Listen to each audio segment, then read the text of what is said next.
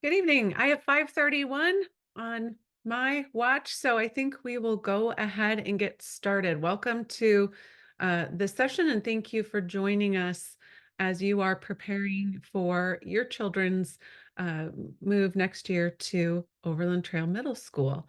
My name is Jennifer Luzensky, and I'm Director of Curriculum and Instruction in Blue Valley, and proud to support Chinese immersion. And I'll let Kelly introduce herself.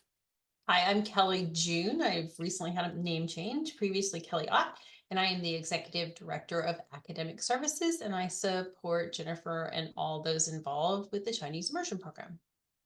So before we jump into the informational session, I do want to take just a minute to talk about the format for this meeting. We know evenings, especially this time of year, are very busy for our families. And through doing presentations of this sort in the last few years, we've learned that most questions people have are answered by the end of this session, or we know you might have questions very specific to your child. So rather than do a Q&A live as we go through the presentation, what we're asking of you is at the end of this session, if you could utilize a Google form that we will share with you both in the chat. Kelly will pop it in the chat here in just a second. And then we'll share it with you as a link and a QR code at the end of this presentation. What we like to be able to do is to follow up with you individually to respond to your question within a week. But we are here tonight because we're very excited to share more with you about the Mandarin opportunities for your child as they move to the middle school level. So Kelly's I going to do, jump in here.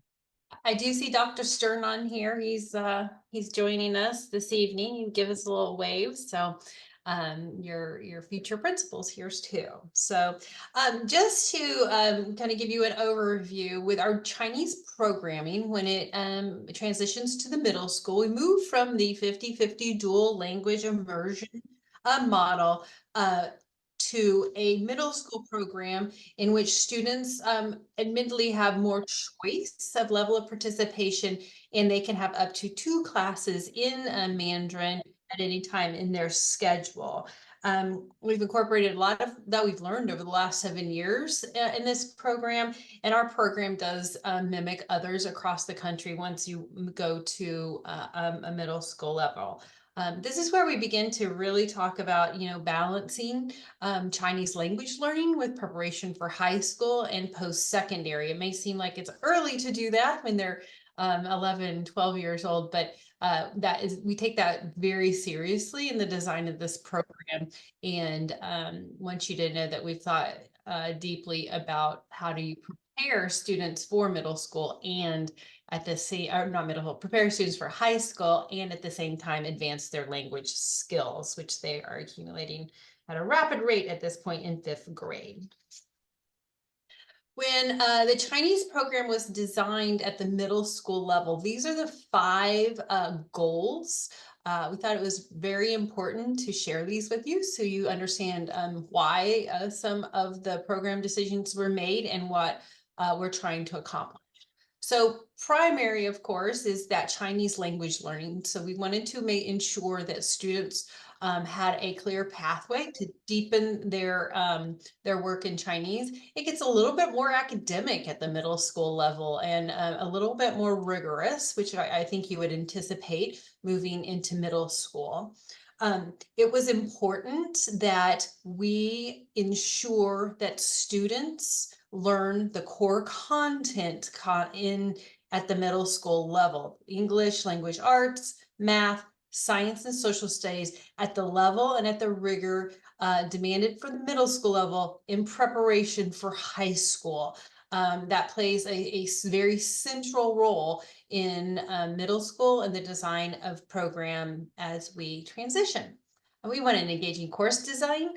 Students at the middle level have high cognitive ability, and they are still very engaged in school. We wanted something that was collaborative and a social experience and fun. Sustainable staffing, we know that that is a challenge in the immersion model.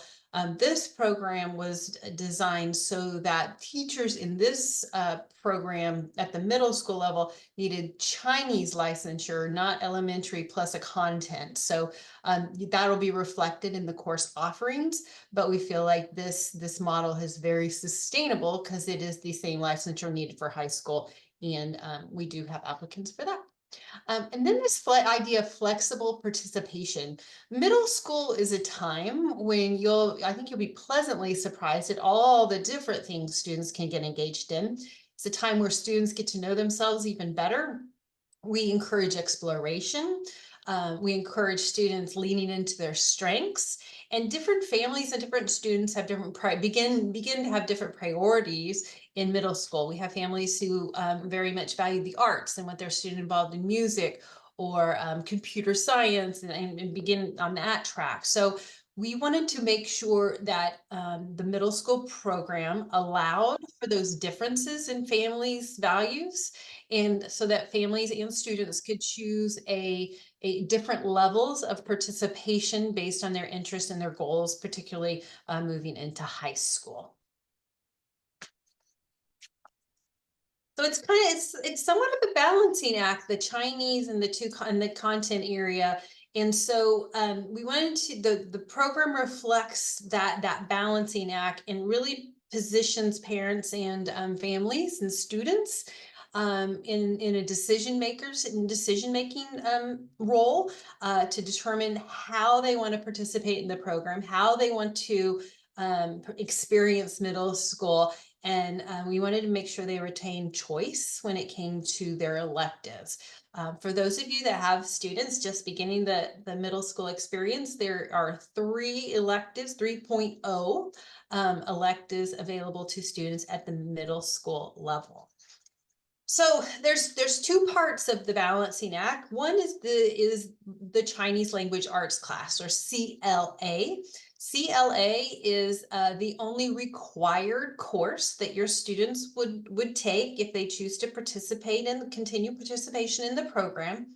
It is a full year long elective, and it is an academic, rigorous class in Chinese language arts that focuses on reading, writing, speaking, and listening of Mandarin.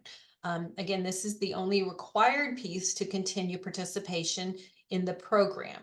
A little bit later, we'll talk about a screen to show you all of the world language offerings at middle school to see how this, the compare and contrast to that. But this one is a full year elective for a sixth grader. So it would take up 1.0 of the 3.0 elective slots in a student's schedule. And the next part is, this is where it becomes optional, and you can choose your level of participation at this point. We offer 2 half-year semester-long electives in Chinese. Both of them count as 0.5 of the 3.5. So this is where you as a family can make some decisions about your level of participation. You are not required, and your participation in 7th and 8th grade does not depend on your participation in the electives on the right-hand side of your screen. The 2 electives are Chinese humanities, with the primary goal of learning Chinese language and practice through English language arts, reading and writing, social studies, and history and geography and cultural concepts in China. And then there's the STEM class, which again, same concept. You're learning and practicing Chinese through units on science and technology, some engineering, arts, and mathematics. So you can choose, your child can participate in both, or neither, or one. And as they progress through 7th and 8th grade, they'll have these options, but they are different classes. So if they do humanities in 6th grade, you don't have to do humanities in 7th or 8th, and vice versa. So that's where the flexible participation comes in. The class on the left, that's the only required 1.0. And then as a family, you would choose your level of participation in the electives. Thank you, Kelly. And just to reiterate Kelly's point, The Chinese Humanities 6 is different from the Chinese Humanities 7 and the Chinese Humanities 8. So if students do choose to participate all 3 years, they have different content in each course. So let's talk about what was considered within the goals, that the programmatic goals that Kelly shared earlier as we thought about our middle school programming. So I think you've heard several times now that Chinese learning remains that overarching primary goal. We want to continue to drive that high level of Chinese learning for the students as they move to middle school. And then what we want to be sure we're providing our students is what we refer to as portability of language. In other words, that the what they're learning in their Chinese language arts and their electives is broad enough that it will be of service to them as they continue their studies of Chinese language, as they potentially strive toward using a career that has some marriage of their Chinese with other skills, and most importantly, just to be sure that they have the the language that will be useful for them as they continue what on our high school courses and above. How will we know that they've been successful? What guides this work? And that is just that continuation of those proficiency levels that are a part of that elementary program with the specific goals for the reading, the writing, the speaking, and the listening. And how will we know? And importantly, how will you know if we've reached those targets? And so, in addition to assessment and teacher feedback from the courses, we will be doing the stamp testing as we do at the elementary level. In those even grade levels. So our students that are at Wolf Springs this year in the 6th grade program, they will be taking that stamp testing in the spring, just as they did it in 2nd grade and in 4th grade. So that's how we'll know we're hitting those targets. Um, Kelly talked a little bit about the core learning, and our state gives us standards, which as an accredited institution, that's our job, is to make sure that your students are achieving those high levels of learning annually, especially in the English language arts, the social studies, science, and mathematics. And so we needed to consider that we are maximizing opportunities for that depth of learning as students move to the middle school. And we know that as your children grow and mature, their ability to grasp concepts and new ideas and integrate ideas and learning in English right now, for many of them, is more advanced than what they would be capable of doing with their Chinese language. And so we want to find that balance, continuing to build the Chinese language, but also ensuring that great depth of learning in the core courses. And so that was a real consideration for us. And in addition, we had to look at what is the quality, what is the depth, what sort of resources can we provide for your students for their learning at this level. And so just some unique things would be, for example, in the state of Kansas in middle school, one of the big courses students take is Kansas history. And so, when you go out and look at resources in Mandarin for teaching of Kansas history, there's somewhat of a limited pool that we can provide. And so we had to consider things of that nature as well. And then we had to look at the way the standards spiral. Some, like ELA, grow year to year. And then others, for example, our science standards, really are hit heavily in one year and then won't come back again for a 3rd year. So, for example, those biological science strands a student may address once in middle school, they would not have those again until their high school biology course. Well, we have an obligation to make sure that your children have the language and the concepts in English to be successful when they go to biology in high school. We also looked at the design. We know middle schoolers are growing and changing humans. And we also know that they're wanting to assert some choice and voice. And we want to keep them engaged in their Chinese learning. And so we wanted to be sure that, yes, we continue to develop that Chinese language arts, but we also wanted opportunities that felt and are more interactive, more communicative, using the language to drive the learning, and also through the language, learning more about some of the cultural pieces, or maybe comparing some of those pieces to what they know about our own culture here in the States. Kelly talked briefly about sustainable staffing. We wanted to ensure that we could have the broadest candidate field possible with of people who have passion and talent and interest in teaching middle school children the Chinese language. And so by offering the courses in the elective realm, we can have a Chinese licensed teacher without searching for someone who has that licensure plus another content. That would greatly reduce our applicant pool. And then finally, we wanted to allow for our families, as children do move to the middle school, to have the option for flexible participation. One of the middle key tenets of a middle school philosophy is starting to afford students and their families some voice and choice. One, to explore things they already know are passions, to continue to grow and develop in that area, but also to provide opportunities for them to explore and learn more about things they think they might want to know more about. That could be in the performing arts, it could be in the visual arts, the computer and technology strand. And so, if you haven't yet had a student in the middle school, I hope you'll be pleasantly surprised next week at Overland Trail when you look at the elective opportunities, the three opportunities for your students to take electives. So that flexible participation allows for your family to make the choice that's right for your child. And so you could choose the Chinese language arts 1.0, leaving two electives free. You could do a partial, where you do one of the two elective courses, leaving one and a half elective spaces full, or you could be all in on Chinese, which is fabulous.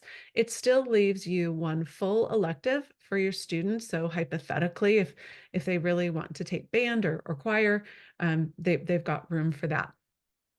For those students who are fully participating, taking the two full electives in Chinese immersion, we are able to offer an online PE option to have that space freed up for your student.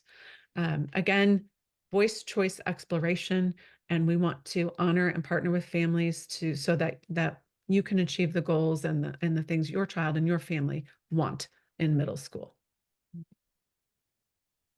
This slide just helps explain some of the things you may hear about options for all sixth grade students versus options for students with the Chinese immersion background.